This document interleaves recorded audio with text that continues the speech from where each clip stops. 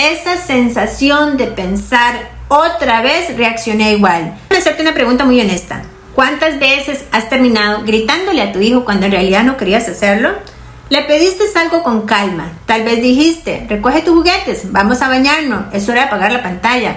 Pero pasan unos minutos y nada, entonces lo repites, después lo vuelves a repetir y cuando te das cuenta ya estás gritando. Y después del grito viene algo muy duro para muchas mamás. La culpa, esa sensación de pensar otra vez reaccioné igual. Yo no quería hacerlo así. Y si alguna vez te ha pasado esto, quiero que sepas algo muy importante. No te pasa solo a ti. A muchas mamás le dicen, no grites, tienes que tener más paciencia. Respira, pero casi nadie se detiene a explicar qué es lo que está pasando realmente antes de ese grito. Porque el grito casi nunca empieza en ese momento. El grito empieza mucho antes. Empieza cuando mamá está cansada, cuando mamá lleva todo el día resolviendo cosas, cuando está tratando de hacerlo todo bien.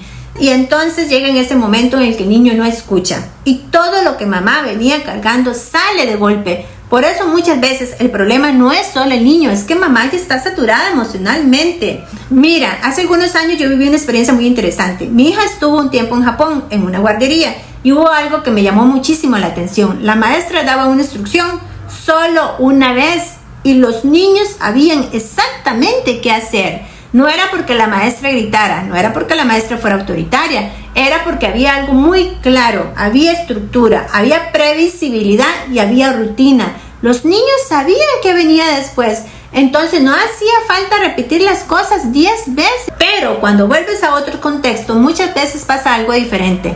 La mamá repite instrucciones muchas veces, negocian, intentan convencer y poco a poco los niños aprenden algo sin darse cuenta. Aprenden que mamá va a repetir, aprenden que mamá va a negociar, aprenden que mamá finalmente va a ceder. Entonces escuchar deja de ser urgente. Y quiero decirte algo muy importante. Esto no pasa porque seas una mala mamá. Pasa porque nadie nos enseñó cómo sostener calma y límite al mismo tiempo. Hay algo que muchas mamás me dicen. Ya intenté hablar con calma, intenté explicar, intenté tener paciencia, pero aún así mi hijo no escucha. Y entonces aparece una pregunta muy dolorosa. ¿Por qué mi hijo no hace caso? La respuesta no siempre es la que imaginamos. El error más común es creer que los niños no escuchan porque son desobedientes, pero muchas veces no es eso. Es porque el sistema en casa se volvió confuso. Te explico, si hoy digo algo, pero mañana cedo, si hoy pongo un límite, pero mañana lo negocio, el niño aprende algo muy rápido. Aprende que las instrucciones no son definitivas, son negociables. Una vez conversé con una mamá en un supermercado. Su hijo quería algo, ella le dijo que no. El niño insistió, la gente empezó a mirar. La mamá se sintió incómoda y terminó negociando. Después ella me dijo algo muy honesto.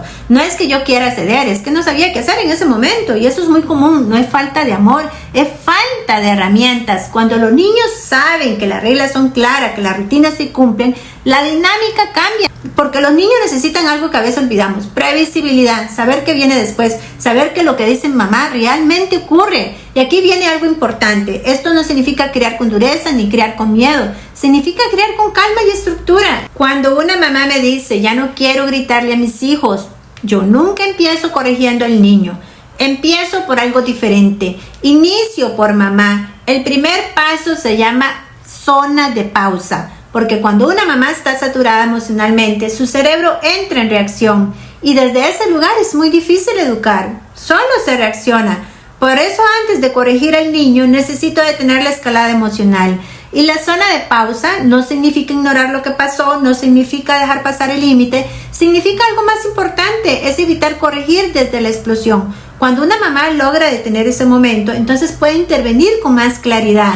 Y cuando lo pone en práctica, pasan cosas muy interesantes. El niño empieza a percibir más calma, las instrucciones son más claras y la dinámica en casa empieza a bajar la intensidad. No cambia todo en un día para otro, pero te llevas dirección. En los próximos videos voy a explicar las otras partes que conforman el método Zen, la escucha emocional y las normas de calma. Porque cuando estas tres partes se combinan, muchas mamás logran algo que parecía imposible. Dejar de gritar sin perder autoridad.